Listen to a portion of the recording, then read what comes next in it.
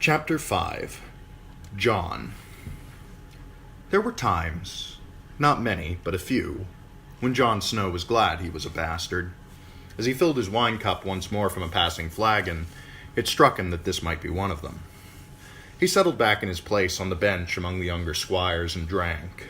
The sweet, fruity taste of summer wine filled his mouth and brought a smile to his lips. The great hall of Winterfell was hazy with smoke and heavy with the smell of roasted meat and fresh-baked bread. Its gray stone walls were draped with banners, white, gold, crimson, the direwolf of Stark, Baratheon's crowned stag, the Lion of Lannister.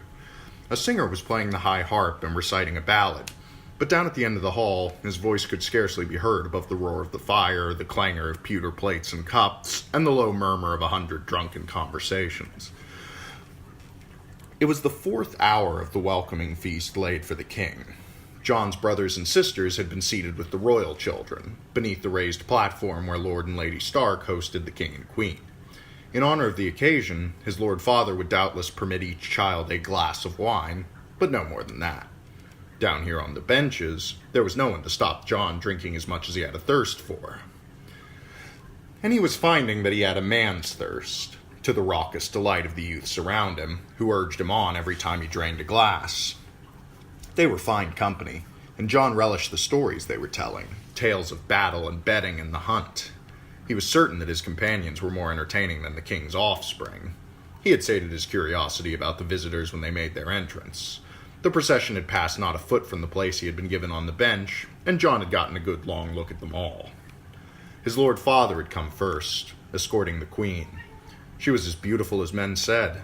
A jeweled tiara gleamed amidst her long golden hair, its emeralds a perfect match for the green of her eyes. His father helped her up the steps to the dais and led her to her seat, but the queen never so much as looked at him. Even at 14, Jon could see through her smile. Next had come King Robert himself, with Lady Stark on his arm. The king was a great disappointment to Jon. His father had talked of him often, the peerless Robert Baratheon, demon of the Trident, the fiercest warrior of the realm, a giant among princes. Jon saw only a fat man, red-faced under his beard, sweating through his silks. He walked like a man half in his cups. After them came the children. Little Rickon first, managing the long walk with all the dignity a 3-year-old could muster. Jon had to urge him on when he stopped to visit. Close behind came Robb, in gray wool trimmed with white, the Stark colors. He had the Princess Myrcella on his arm. She was a wisp of a girl, not quite 8, her hair a cascade of golden curls under a jeweled net. Jon noticed the shy look she gave Robb as she passed between the tables and the timid way she smiled at him. He decided she was insipid. Robb didn't even have the sense to realize how stupid she was. He was grinning like a fool. His half-sisters escorted the royal princes. Arya was paired with plump young Tommen, whose white blonde hair was longer than hers. Sansa, 2 years older, drew the crown prince, Joffrey Baratheon. He was 12, younger than Jon or Robb, but taller than either, to Jon's vast dismay. Prince Joffrey had his sister's hair and his mother's deep green eyes. A thick tangle of blonde curls dripped down past his golden choker and high velvet collar. Sansa looked radiant as she walked beside him, but Jon did not like Joffrey's pouty lips or the bored, disdainful way he looked at Winterfell's great hall. He was more interested in the pair that came behind him, the Queen's brothers, the Lannisters of Casterly Rock, the Lion and the Imp. There was no mistaking which was which. Sir Jaime Lannister was twin to Queen Cersei, tall and golden, with flashing green eyes and a smile that cut like a knife. He wore crimson silk, high black boots, a black satin cloak. On the breast of his tunic, the lion of his house was embroidered in gold thread, roaring its defiance. They called him the Lion of Lannister to his face, and whispered Kingslayer behind his back. Jon found it hard to look away from him. This is what a king should look like, he thought to himself as the man passed. Then he saw the other one, waddling along half hidden by his brother's side. Tyrion Lannister, the youngest of Lord Tywin's brood, and by far the ugliest. All that the gods had given to Cersei and Jaime, they had denied Tyrion. He was a dwarf, half his brother's height, struggling to keep pace on stunted legs. His head was too large for his body, with a brute squashed-in face beneath a swollen shelf of brow. One green eye and one black one peered out from under a lank fall of hair so blonde it seemed white. John watched him with fascination. The last of the High Lords to enter were his uncle, Benjen Stark of the Night's Watch, and his father's ward, young Theon Greyjoy. Benjen gave John a warm smile as he went by. Theon ignored him utterly, but there was nothing new in that. After all had been seated, toasts were made, thanks were given and returned, and then the feasting began. John had started drinking then, and he had not stopped. Something rubbed against his leg beneath the table. John saw red eyes staring up at him. "Hungry again?" he asked. There was still half a honeyed chicken in the center of the table. John reached out to tear off a leg, then had a better idea. He knifed the bird whole and let the carcass slide to the floor between his legs. Ghost ripped into it in savage silence. His brothers and sisters had not been permitted to bring their wolves to the banquet, but there were more curs than John could count at this end of the hall, and no one said a word about his pup. He told himself he was fortunate in that, too. His eyes stung. John rubbed at them savagely, cursing the smoke. He swallowed another gulp of wine and watched his direwolf devour the chicken. Dogs moved between the tables, trailing after the serving girls. One of them, a black mongrel bitch with long yellow eyes, caught a scent of the chicken. She stopped and edged under the bench to get a share. John watched the confrontation. The bitch growled low in her throat and moved closer. Ghost looked up, silent, and fixed the dog with those hot red eyes. The bitch snapped an angry challenge. She was 3 times the size of the direwolf pup. Ghost did not move. He stood over his prize and opened his mouth, baring his fangs. The bitch tensed, barked again, then thought better of this fight. She turned and slunk away, with one last defiant snap to save her pride. Ghost went back to his meal.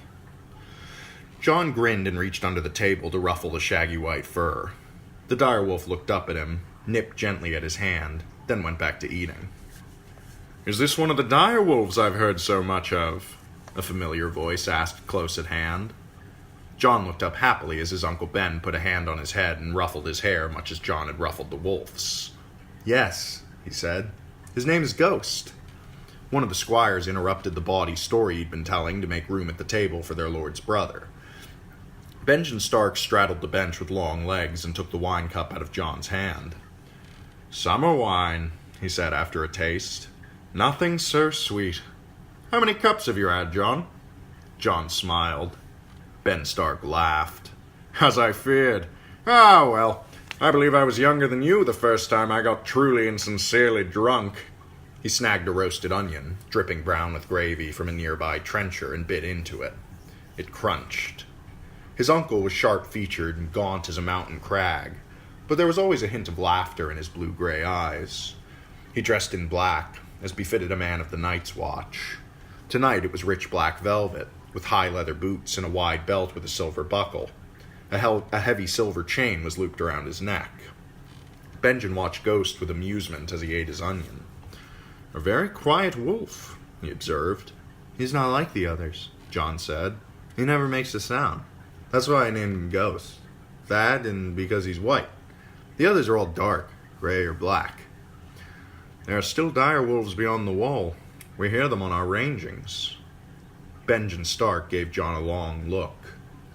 "Don't you usually eat at table with your brothers?" "Most times," John answered in a flat voice. "But tonight Lady Stark thought it might give insult to the royal family to seat a bastard among them." "I see." His uncle glanced over his shoulder at the raised table at the far end of the hall. "My brother does not seem very festive tonight." John had noticed that too. A bastard had to learn to notice things, to read the truth that people hid behind their eyes. His father was observing all the courtesies, but there was a tightness in him that John had seldom seen before. He said little, looking out over the hall with hooded eyes, seeing nothing. 2 seats away, the king had been drinking heavily all night. His broad face was flushed behind his great black beard. He made many a toast, laughed loudly at every jest, and attacked each dish like a starving man. But beside him, this queen seemed as cold as an ice sculpture. "The queen is angry too," John told his uncle in a low, quiet voice. Father took the king down to the crypts this afternoon. The queen didn't want him to go. Benjen gave John a careful, measuring look. You don't miss much, do you, John? We could use a man like you on the wall. John swelled with pride. Robb is a stronger lance than I am, but I'm the better sword, and Hullen says I sit a horse as well as anyone in the castle. Notable achievements. Take me with you when you go back to the wall, John said in a sudden rush. Father will give me leave to go if you ask him. I know he will. Uncle Benjen studied his face carefully. The wall is a hard place for a boy, John. I'm almost a man grown, John protested. I'll turn 15 on my next name day, and Maester Lewin says bastards grow up faster than other children. That's true enough, Benjen said, with a downward twist of his mouth. He took John's cup from the table, filled it fresh from a nearby pitcher, and drank down a long swallow. Daeron Targaryen was only 14 when he conquered Dorne, John said. The young dragon was one of his heroes. A conquest that lasted a summer, his uncle pointed out. Your boy king lost 10,000 men taking the place, and another 50 trying to hold it. Someone should have told him that war isn't a game. He took another sip of wine. Also, he said, wiping his mouth, Daeron Targaryen was only 18 when he died. Or have you forgotten that part? I forget nothing, John boasted. The wine was making him bold. He tried to sit very straight, to make himself seem taller. I want to serve in the Night's Watch, Uncle. He had thought on it long and hard, lying abed at night while his brothers slept around him. Robb would someday inherit Winterfell, would command great armies as the Warden of the North. Bran and Rickon would be Robb's bannermen and rule holdfasts in his name. His sisters, Arya and Sansa, would marry the heirs of other great houses and go south as mistresses of castles of their own. But what place could a bastard hope to earn? You don't know what you're asking, John.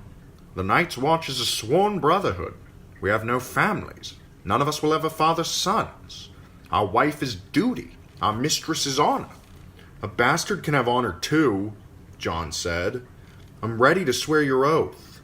You are a boy of 14, Benjen said. Not a man. Not yet.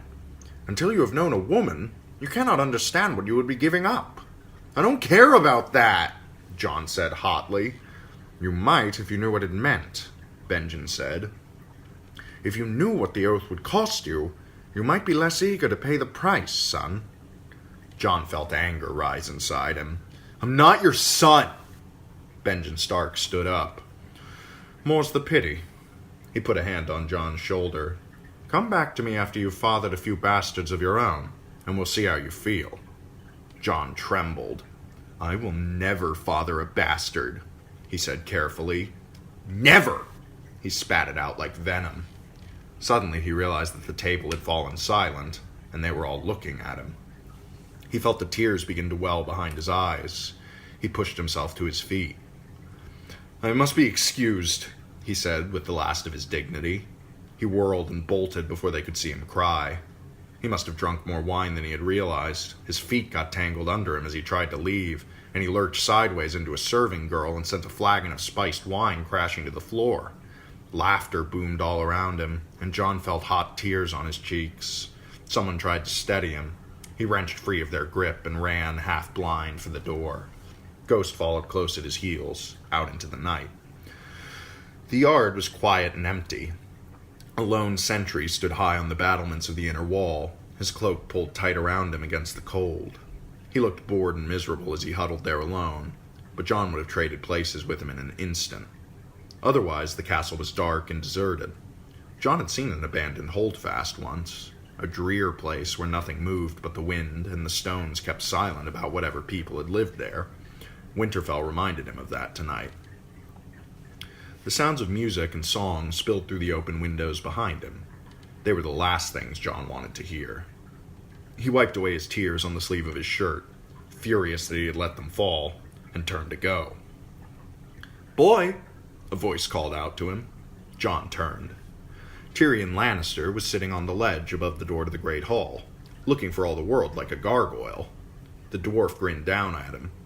Is that animal a wolf? A dire wolf, John said. His name is Ghost." He stared up at the little man, his disappointment suddenly forgotten. "What are you doing up there? Why aren't you at the feast?" "Too hot, too noisy, and I drunk too much wine," the dwarf told him. "I learned long ago that it is considered rude to vomit on your brother. Might I have a closer look at your wolf?" John hesitated, then nodded slowly. "Can you climb down, or shall I bring a ladder?" "Oh, bleed that," the little man said. He pushed himself off the ledge into empty air. John gasped, then watched with awe as Tyrion Lannister spun around in a tight ball, landed lightly on his hands, then vaulted backward onto his legs. Ghost backed away from him uncertainly. The dwarf dusted himself off and laughed. "I believe I've frightened your wolf. My apologies." "He's not scared," John said. He knelt and called out, "Ghost, come here. Come on. That's it." The wolf pup padded closer and nuzzled at John's face, but he kept a wary eye on Tyrion Lannister, and when the dwarf reached out to pet him, he drew back and bared his fangs in a silent snarl. "Shy, isn't he?" Lannister observed. "Sit, Ghost," John commanded. "That's it. Keep still." He looked up at the dwarf. "You can touch him now. He won't move unless I tell him to. I've been training him." "I see," Lannister said.